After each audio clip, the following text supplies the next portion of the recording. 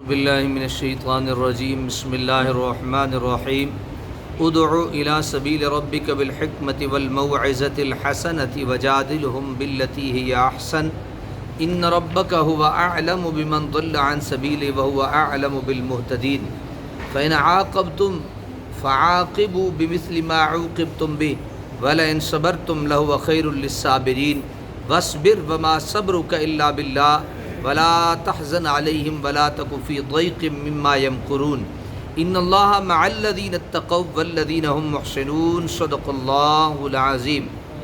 آیت نمبر 124 سے لے کر آیت نمبر 128 تک الحمدللہ ثم الحمدللہ آج ہمارے 14 سپارے مکمل ہو گئے۔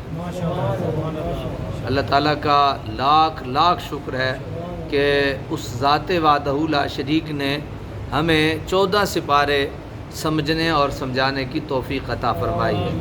اللہ تعالیٰ بقیہ زندگی بھی قرآن سے محبت کے ساتھ گزارنے کی اور قرآن سیکھنے سکھانے کی توفیق عطا فرمائے۔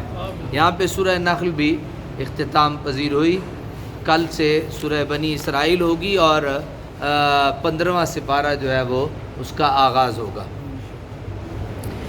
جن دوستوں نے ایک حرف سنا، 2 حرف سنے، ایک بات سمجھی، 10 باتیں سمجھی، زندگی میں کوئی ایک بات سمجھ کے اس پہ عمل شروع کر دیا تو خالق کائنات اپنی جناب رحمت سے کسی کا خیر کا عمل ضائع نہیں فرماتا، ضرور بر ضرور اس کو اس عمل کا فائدہ اور ثمر اور پھل عطا فرماتا ہے اور اجر عطا فرماتا ہے۔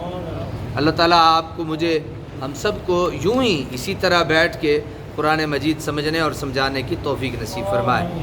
ادعو الی سبیل ربک بالحکمہ، اے محبوب بلائیے لوگوں کو اپنے رب کی راہ کی طرف حکمت کے ساتھ۔ اللہ کے محبوب صلی اللہ تعالی وسلم کو یہ حکم دیا جا رہا ہے اور آپ کے ذریعے سے ہم گناہگار جو آپ کو اللہ کے دین کی تبلیغ کرتے ہیں، ہمیں ایک طریقہ اور سلیقہ سکھایا جا رہا ہے۔ کیا؟ ادعو الی سبیل ربک بالحکمہ، کہ اپنے رب کے راستے پہ اگر کسی کو بلانا ہو تو حکمت کے ساتھ بلاؤ، دانائی کے ساتھ بلاؤ، والموعظۃ الحسنہ، اور عمدہ نصیحت کے ساتھ اچھی نصیحتیں کرو، وجادلہم باللتی ہی احسن، اور ان سے بحث و مناظرہ اس انداز سے کیجئے جو بڑا پسندیدہ ہے، یعنی ان سے ٹاک بھی کرنی ہے، بات کرنی ہے تو اس کا اندازہ یہ ہونا چاہیے، اس کا طریقہ یہ ہونا چاہیے کہ اگلے کی طبیعت پہ ناگوار نہ گزرے۔ ان ربک هو اعلم، بے شک آپ کا رب خوب جانتا ہے، بمن ضل عن سبیلہ، اسے جو بھٹک گیا اس کے راستے سے، وهو اعلم بالمہتدین، اور وہ خوب جانتا ہے ہدایت پانے والوں کو۔ وہ سب کو کیا کرتا ہے؟ خوب جانتا ہے۔ وَإِنْ عَاقَبْتُمْ فَعَاقِبُوا، اور اگر تم انہیں سزا دینا چاہو تو انہیں سزا دو، بِمِثْلِ مَا عُوقِبْتُمْ، لیکن اس قدر جتنی تمہیں تکلیف پہنچائی گئی ہے، جتنی تمہیں تکلیف دی گئی ہے اتنی سزا دو۔ وَلَئِنْ صَبَرْتُمْ، اور اگر تم ان کی ستم رسانیوں پر صبر کرو، لَهُوَ خَيْرٌ لِلصَّابِرِينَ، تو یہ صبر ہی بہتر ہے صبر کرنے والوں کے لیے۔ یا تو برداشت نہیں ہوتا تو پھر اتنا ہی کرو جتنا تم کر سکتے ہو، جتنی تمہیں تکلیف دی گئی ہے، بہتر یہ ہے کہ تم صبر کرو۔ وَاصْبِرْ وَمَا صَبْرُكَ إِلَّا بِاللَّهِ، اور آپ صبر فرمائیے اور نہیں ہے آپ کا صبر مگر اللہ تعالیٰ کی توفیق سے، یعنی جو آپ صبر کرتے ہیں یہ بھی اللہ آپ کو توفیق دیتا ہے تو صبر کرتے ہیں، ورنہ آپ صبر بھی کر سکتے ہیں نہیں۔ وَلَا تَحْزَنْ عَلَيْهِمْ، اور رنجیدہ نہ ہوا کریں ان کی ہٹ درمی پر، وَلَا تَكُ فِي ضَيْقٍ مِّمَّا يَمْكُرُونَ، اور نہ غمزدہ ہوا کریں ان کی فریب کاریوں سے۔ ان اللہ مع الذین اتقوا، بے یقیناً اللہ تعالیٰ ان کے ساتھ ہے جو اسے ڈرتے ہیں، والذین هم محسنون، اور جو نیک کاموں میں سرگرم رہتے ہیں اللہ ان کے ساتھ ہوتا ہے۔ کتنی بڑی اللہ تعالیٰ نے یہ مجدہ جاں فضا ہمیں سنایا ہے کہ اللہ تعالیٰ ان کے ساتھ ہوتا ہے جو اللہ سے ڈرتے ہیں، اور اللہ تعالیٰ احسان کرنے والوں، نیک کام کرنے والوں کو کیا ہوتا ہے؟ ان کے ساتھ ہوتا ہے۔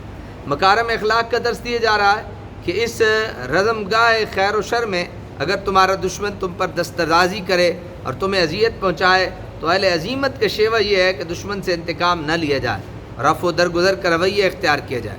لیکن اگر تمہارا اخلاقی معیار ابھی اتنا بلند نہیں اور تم انتقام لینا ہی چاہتے ہو تو اس صورت میں جتنی زیادتی تم پر کی گئی ہے اس کا اتنا ہی بدلہ لینے کی تمہیں اجازت ہے.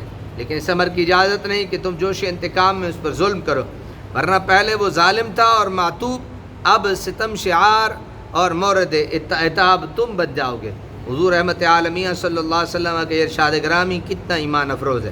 حضرت حذیفہ رضی اللہ تعالیٰ عنہ نے کہا کہ حضور صلی اللہ علیہ وسلم نے ارشاد فرمایا، اے اہل ایمان، بے سوچے سمجھے لوگوں کی پیروی کرنے والے نہ بنو، بغیر سوچے کسی کے پیچھے چل پڑنا.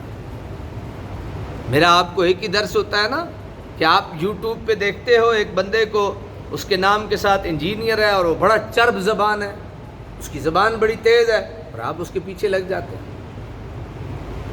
نہ آپ کو اس کے باپ کا پتہ، نہ آپ کو اس کے دادے کا پتہ، نہ آپ کو اس کے استاد کا پتہ، نہ آپ کو اس کی علمی قابلیت کا پتہ، آپ کو کچھ ہی نہیں پتہ، آپ اس کے پیچھے پڑ گئے. اور ہم جو آپ کے خادم آپ کے پاس ہر وقت بیٹھے ہوتے ہیں، ہمیں آپ چھوڑ دیتے ہیں کسی ایک انجان آدمی کے پیچھے. اللہ کے نبی نے کیا ارشاد فرمایا؟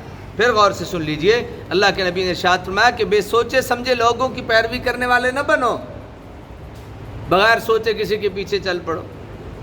ایک آدمی جا رہا ہو، یہی آشیانہ چوک سے باہر نکلے یہاں سے ہی، اور آپ اس کے پیچھے چل پڑو تو آپ کہاں پہنچو گے؟ جبکہ آپ کو پتہ ہی نہیں اس کی منزل کیا ہے. ذرا اپنا عقل استعمال کر کے مجھے بتائیے کہاں پہنچیں گے؟ نہیں سمجھ آئے؟ پہنچیں گے کہیں؟ ناراض ہو گئے؟ پہنچیں گے؟ کہیں بھی نہیں پہنچے. آپ پتہ ہی نہیں اس کی منزل کیا ہے.